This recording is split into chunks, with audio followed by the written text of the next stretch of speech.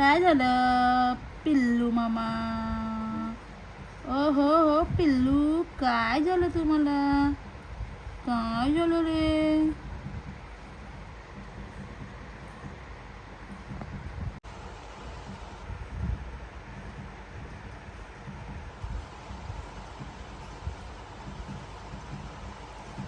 ते पण तुम्ही करणार ना बॉर्डर, त्याला पण दाखवून दे ना.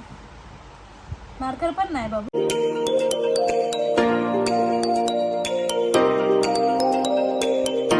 हाय रियांजी, गुड आफ्टरनून. गुड आफ्टरनून गाईस. तर आता झालेली आहे दुपारची वेळ म्हणजेच आम्ही सगळं काम बिम सोडून एक काम करतो इम्पॉर्टंट. काय रियांशी चालली शाळेत, कारण हो ना. रियांशी जी अर्धी बाकी होती शाळा, तर रियांशी चालली शाळेत आता. बाबू झाल्यानंतर खरंच आपली शाळा एक तयार होते. माझी झाली शाळा सुरू, म्हणजे अजून तर ती स्कूलला पण नाही गेले, कुठेच नाही. पण आपल्यासाठी झालेलं आहे म्हणजे एक कॉम्पिटिशन. म्हणजे आजच्या ब्लॉग्समध्ये काहीच मी तुमचं पहिलं स्वागत करते. आणि जर कोण नवीन असेल आपला फॅमिली मेंबर, तर आपलं चॅनल सबस्क्राईब करा, पटापट आपले होऊन जाऊ दे. मग आपण एक मस्त मीटअप ठेवूया. 100K ला मीटअप. येस. आता ठेवणारे मच्छी पार्टी. हां असं काही तुम्हाला खूप ब्लॉग आवडतात, तुमच्या कमेंटवरून मला समजतं. आणि केस बघ कशी झाली माझी. चालते यार, माहिती आहे मला, चालतं. तसं ना मला करायचे माझ्या बाबूची ना थीम बनवायची 5 मंथची. तर ना कधीपासून सगळं साहित्य आणून ठेवलं होतं, मी सगळं आणलं होतं, पण टाईम भेटत नाही. सो त्याच्यामुळे ना मी करायला नाही घेतलं. तर ना मी आता आज ना मला असं वाटलं यार करू दे. रियांशी करते ड्रॉइंग करते. मी ड्रॉइंग करते ना बाबूची ना, ही मी ना मान्सूनवाली थीम बनवणार आहे. त्यासाठी मी सगळं घेऊन आली. कुठे गेले माझे चॉक्स कुठे गेले? तिकडे. आणि ही तर झोपले. ही तर ना मस्ती एवढी करते ना यार. तर हे सगळं आणलंय, बरंचसं सामान आणलं मी. ॲक्रेलिक कलर वगैरे सगळं घेऊन आले मी. तर ना मी आता करणार आहे माझ्या बाबूची थीम. ह्या लोकांना अगोदर नाश्ता वगैरे देऊन टाकलं, जेवण बनवून ठेवलं. आणि आता बोल म्हटलं बाबूचं करून घेते काम. अम्ब्रेला काढले, अजून तिला करायचं खूप काय. आणि मी ना खडूच यूज केले, मी ॲक्रेलिक ते यूज नाही करणार आहे. दुसरे जे मी दिवसभर काय करते आज रियांशी दाखवते तुम्हाला, कसं दिवस जातं तिचं. हे करून घेते आणि मग त्याच्यानंतरला मग थोडंसं खाते मी, कारण की मला भूक पण लागली. पण पहिलं हे काम हे करून घेते, म्हणजे थोडंसं माझं बर्डन कमी होईल. आणि त्याच्यानंतर हे केल्यानंतर मी तुम्हाला दाखवतेच. आणि हां, आजचा ब्लॉग शेवटपर्यंत बघा, त्याच्यामध्ये मी तुमच्या तर गाईस ते काम मी साईडला ठेवलं, कारण की मला खूप जास्त भूक लागली होती. आणि तिच्या पप्पाने तिला घेतली, तोपर्यंत मला बोलला तू जेवून घे. तर मी पटकन बीट आणि गाजरचा डोसा टाकला आणि टोमॅटोची चटणी त्यासोबत. आणि हे बघा, हे लोक मस्ती करते, मगापासून झोपत नाही गाईस. सकाळी लवकर उठले, हे बघा रुमाला तिचं तोंड पुसा. सकाळी लवकर उठले तेव्हापासून ते झोपले नाही, अजिबात झोपली नाही. दूध पिली, खेळली, मग काय तिने शिशी केली, मग तिची शिशी वगैरे साफ करून तिची आंघोळच घालून घेतली मी सकाळी. त्याच्यानंतरला मी अशीच बसून काम करते. तर आता जेवते. जेवणामध्ये मी डोसा खाते.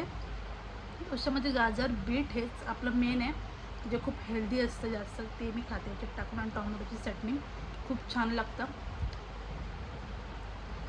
तुम्हाला माहिती आहे माझ्या डोशाचा कलर कसा आहे. जय जेवायला. सो तर गाईज आता झाले आपल्या बाबूचे आंघोळ वगैरे झाले, माझे कपडे धुवून पण झाले. तर आता तिला तर झोपवायचा प्रयत्नामध्ये आहे मी, पण काही झोपत नाही आहे. आणि एवढं कशी बघते कॅमेरा, ज्या रडत एवढी रडली ना, खूपच रडली. आणि तिला माहिती आता कॅमेरा असं धरला का तिला माहिती काहीतरी घेते, माझी व्हिडिओ घेते तिला काय. तर आता आणि बाहेर ना विक्रांत करते काम, जसं तुम्ही बघितलं ना आधीच्या ब्लॉगमध्ये की आम्ही प्लॅस्टिक काय आणायला गेलो होतो. तर तुम्हाला दाखवतो ते प्लॅस्टिकचं काय चाललं. चल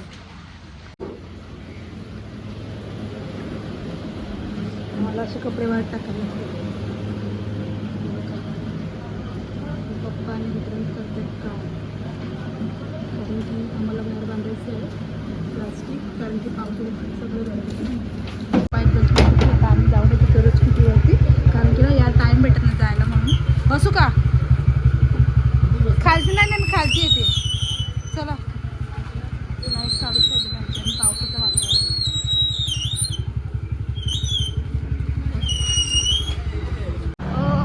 चालतं आज स्कूटीवर बऱ्याच दिवसांनी. सुक्क आहे. जेव्हा गावात निघालो तेव्हा थोडासा पाऊस पडला ना. हो आता इथून रस्ता सुक्काच आहे. आम्हाला किती वाटलं की छत्री पण नाही काय नाही.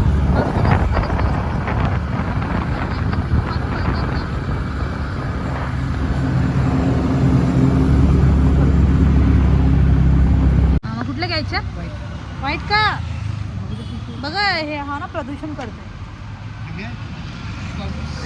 शिशी करतो ना कशाला पिशव्या पाहिजे इथे ते दुकान बाबूचे ते डायपर टाकायला पॅक करून फेकायला. तेच नाही आम्ही विसरली होती. हां तर आता इथं गाडी लावली आम्ही आता चाललो या दुकानामध्ये. तर इथं ना भेटतं सगळं जे करायला लागतं ते सामान.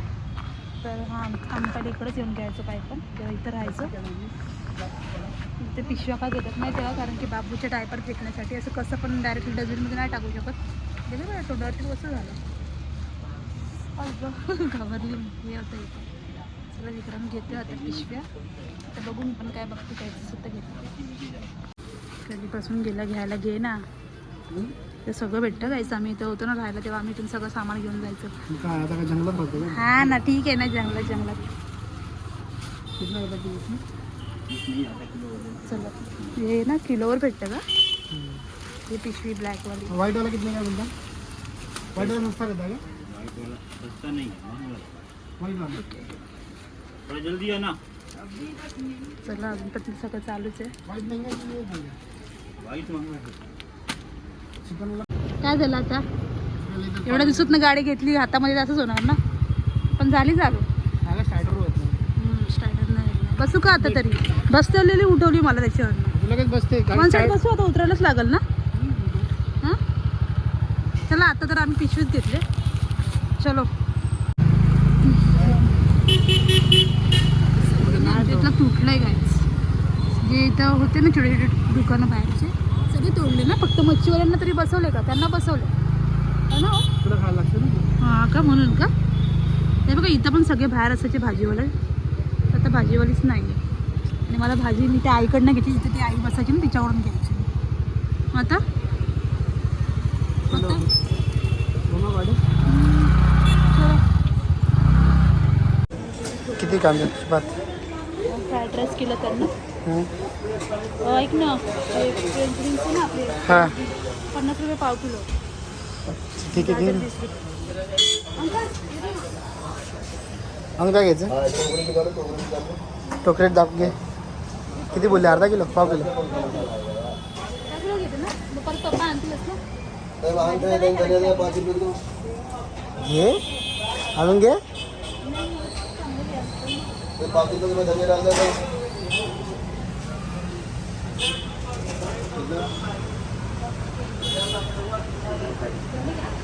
टाक ना जास्त असेल तो काढेल. पप्पाला बोलली तर पप्पा बोलते की कसं लागेल. ठीक आहे ना. हे आहे का ते मी याला सांगितलं कधीपासून द्यायला. मला चटे हेच असेल ते मला समजत नाही गाईज. ते जे टोडलर बोलतात काय माहीत नाही. ते बाबूला ते तिनं असे खूप बोटं जसं चुकते ना तर त्यासाठी तिला पाहिजे. तर मला कळत नाही की यातलं नक्की द्यायचं कुठलं. त्याला विचारलं पण मी इकडे सगळं प्रोडक्ट आहे. हेच आहे का ठीक आहे. क्या करना है? हां सॉफ्ट आहे क्या ते हनी पियायचं हे नाही कसं सांगूया त्याला मी. ते नाही तू जे बोलते ते तेच आहे. टोडलर हां कुठलं? हे तोडलं रे. हे वालं का हां कुठलं घेऊ यार समजत नाही मला. काय दाखव सगळे दाखव एक एक. हा एक सांगते ना आपली फॅमिली काय आहे ते. हां मला समजत नाही की हे जे जेली वाटते मला. तुझं हे आपलं खायचं आहे आणि हे काय करायचं आहे मग फक्त चावायचं आहे का. छोटे पोरं खातो कुठले घेऊ नंतर सांगा मला हे व्हिडिओ कुठलं पण तर मला नाही समजत आहे. हे कोणतं पण इथे सगळं काय भेटतं गाईस तुम्ही बघू शकता. एक छोटा सुपर मार्केट तुम्ही याला बोलू शकता. शॅम्पूपासून सगळं भेटतं. बोल हे छोटूवाले घे ना. हे ठीक आहे हे पहिलं देऊन बघूया ना जशी तिला नीट लागेल तसं. हे गेली खरंच ना मी खूप कन्फ्यूज आहे. मला समजत नाही मी काय घेऊ. काय घ्यायचं हेच द्यायचं का म्हणून बोलत ना ते वाले. ठीक आहे सध्या तर आता मी हेच घेऊन बघते कसं आहे त्याचा रिझल्ट काय येतो. तू पण सांग काय असेल ते मला कमेंट करून सांगा नक्की काय घ्यायला पाहिजे होतं ते. आता या साईडला आले काय बघायचं. शॅम्पू बाबूचा आहे क्रीम आहे आणि हे पण आहे.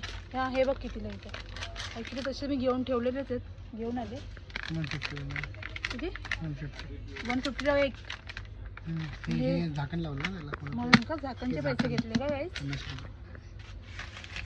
याच्यामध्ये बघायला लवलकचे बघायला लागले कुठली ते येते चांगले आता? आहे. मोठी नको घेऊ. नाही मोठी एवढी लगेच घेणारच नाही तर बाबूला दूध बॉटल घ्यायची.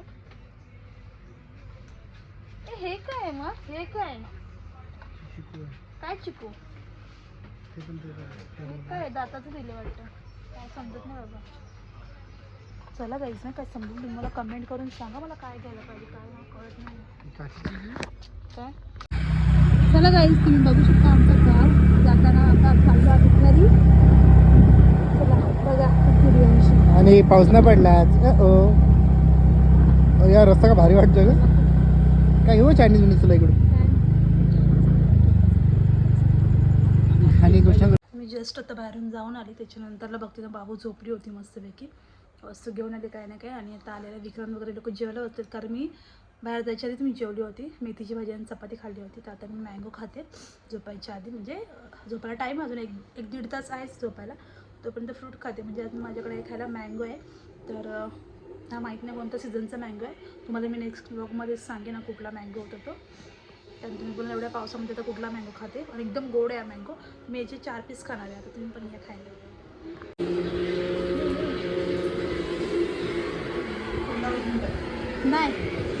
नाही घेतलं.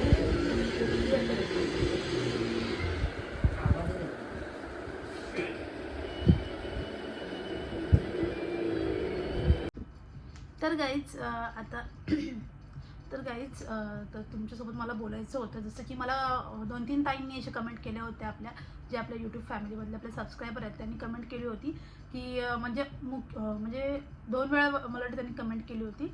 तर मी विचार केला होता की या विषयावरती तुमच्यासोबत शेअर करेन पण तसं टाईम भेटला नाही मला शेअर करायला तर मी आता शेअर करते. कमेंट आली होती की तू तुझ्या बेबीला फॉर्म्युला मिल्क देते का.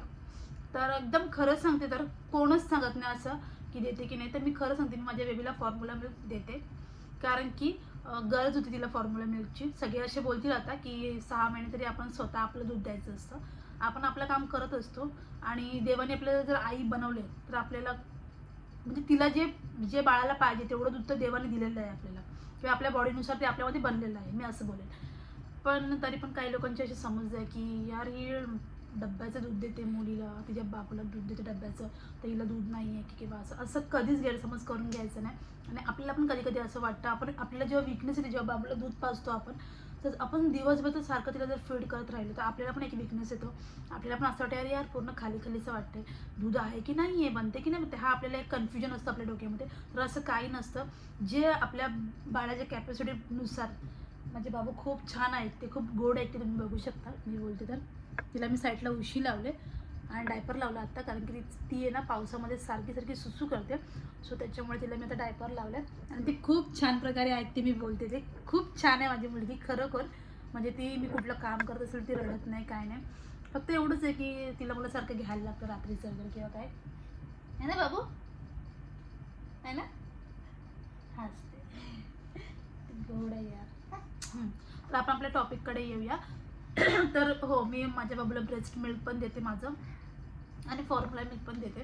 आणि असं नाही आहे की फॉर्म्युला मिल्क आपल्याला कमी आहे म्हणून तसं नाही तर आपल्या बाबूचं पोट पण भरलं पाहिजे आणि तिला पण एक्स्ट्रा काहीतरी पाहिजे त्यासाठी आपण फॉर्म्युला मिल्क देतो. आणि फॉर्म्युला मिल्क आपण आपल्या मनाने द्यायचं नसतो तर आपले जे कोण डॉक्टर असतात जे लहान मुलांचे जे स्पेशलिस्ट असतात त्यांना विचारूनच द्यायचं असतं.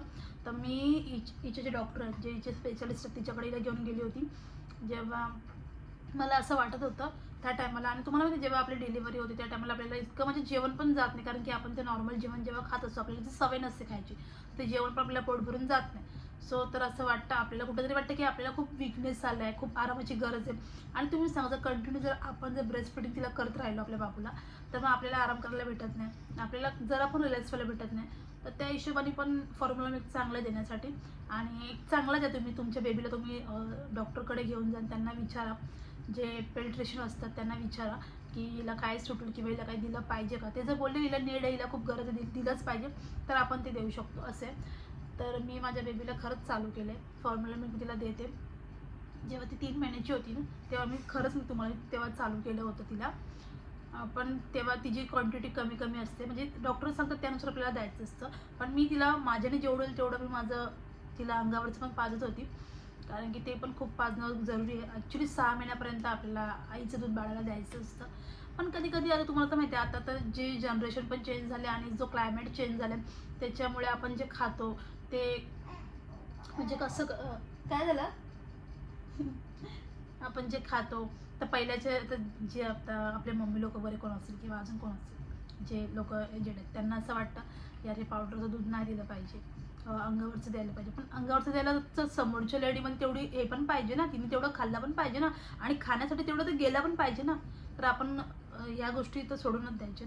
आपण ह्या जनरेशनमध्ये राहतो आणि तुम्हाला तर माहिती आहे फॉरेन सिटीमध्ये वगैरे किंवा बाहेरच्या देशात पण असं नाही की अंगावरचं दूध काही काही लोक देत सुद्धा नाही, सेलिब्रिटीसुद्धा देत नाही. तर आपल्याला सेलिब्रिटी नाही बनायचं आहे, पण आपल्याला आपल्या गरजेनुसार बेबीला काय पाहिजे काय नाही हे बघायचं आहे. तर मी तोच विचार केला आणि मग मी विक्रांतला बोलली आणि डिसिजन घेतला. मी डिस्कस केला, आम्ही दोघं डिस्कस केला आणि मी तिला चांगल्या डॉक्टरकडे तिच्या घेऊन गेली, जे लहान मुलांचे स्पेशलिस्ट असतात त्यांच्याकडे.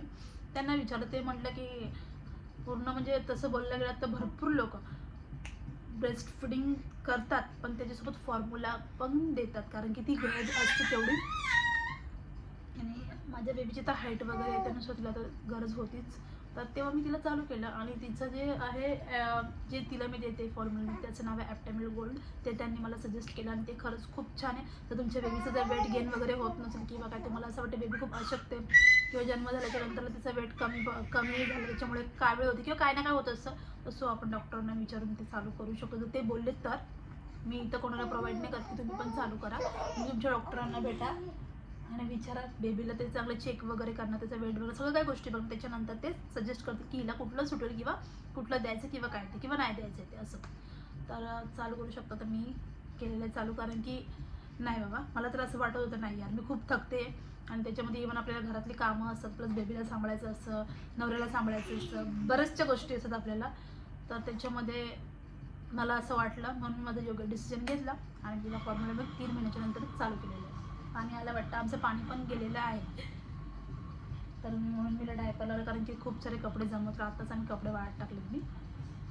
तर असे तर मी फॉर्म्युला मी माझ्या बेबीला देते आणि दिलं पाहिजे असं मला तरी वाटते. हा माझा डिसिजन म्हणजे माझं असं हे डिसिजन आहे की दिलं पाहिजे, कारण गरज आहे, दिलं पाहिजे. कारण की आपण पण काही म्हणजे एक मशीन नाही आहे की कंटिन्यू बाळाला फीड करत राहा. आणि तुम्हाला माहिती आहे लहान मुलांना सारखं फीड करायला लागतं, त्याच्यानंतर त्यांची भूक थोडी थोडी वाढत जाते, तेव्हा त्यांना ती गरजच असते. मला वाटते 2 महिन्यानंतर तर त्यांना खूप गरजच लागते दुधाची. असं आपण डॉक्टर्स की 2-2 तासांनी त्यांना पाजायचं असतं. आणि मग आपल्याला पण कधी त्याचा डाऊट येतो की यार आपल्या ह्या मिल्किंग तिचं पोट भरतं आहे की नाही भरते. हा डाऊट असतो. तुमचा पण जसं डाऊट असेल तुम्ही तुमच्या पेडिट्रिशियनकडे जा, बाबूला घेऊन आणि तुम्ही तो क्लिअर करा. तुम्ही त्यांना विचारा, तुम्ही ते तुम्हाला सजेस्ट करतील की काय द्यायचं आणि काय नाही ते. तर त्या ताईचा मी हा उत्तर इथं दिलेला आहे की मी माझ्या बेबीला फॉर्म्युला मिल्क देते. ओके. आणि त्याच्यामध्ये पण स्टेज असतात. 6 महिन्यापर्यंतची एक स्टेज असते, त्याच्यानंतरची अजून एक सेकंड, थर्ड, अशा 4, 5 त्याच्यामध्ये पण स्टेज असतात. तर त्या पण मी तिला फॉलो करणारच आहे. आणि सध्या तरी मी बाबूला काही चालू नाही केलेलं आहे सॉलिड फूड वगैरे किंवा काय, ते पण मी डॉक्टरांना विचारल्याशिवाय काहीच चालू करणार नाही. सो कसं वाटलं आजचा ब्लॉग नक्की कमेंट करून सांगा. आणि आवडलं असेल तर लाईक शेअर सबस्क्राईब नक्की करा. आणि या नंतर तुम्हाला कोणता टॉपिक पाहिजे त्याच्यावर तुम्ही मला कमेंट नक्की करून सांगा. तोपर्यंत टाटा बाय बाय. बाबू चला बाय बाय करा, चला बाय बाय करायला या. आणि माझे बाबू आता खूप जास्त मस्ती करायला लागले. तिला मी हे असे घालते घरामध्ये है ना बाबू. तिला बरोबर माहिती आहे कॅमेऱ्यामध्ये बघायचं. पावडर लावली मी आज बाबूला, मी पावडर जास्त नाही लावत. चलो बाबू बाय बाय करा, बघते कॅमेऱ्यामध्ये. Bye bye. गुड नाईट नाही बोलायचं, बाय बाय. चला बाय बाय करा, बाय बाय. आणि मी तुम्हाला बाबूच्या सगळ्या ॲक्टिव्हिटीज शेअर करेनच की काय करते काय नाही, तिला कसं हे करते कसं नाही, काय यूज करते, सगळं काही गोष्टी. चलो बाय बाय. आणि मला बरेचसे बोलत होते की तुझी बेबी तिच्या पप्पांवरती गेली, तर सो ठीक आहे, पप्पांवर किंवा आईवर, बाळ हे आई किंवा बापावरच जातं है ना बाबू, है ना. आणि मुलगी ही वडिलांवरती जाते, मुलगा असतो तो आईवर जातो है ना बाबे. चला है ना बाबू. तिला खूप जास्त समजतं आपण कॅमेरा ऑन केला ते. चलो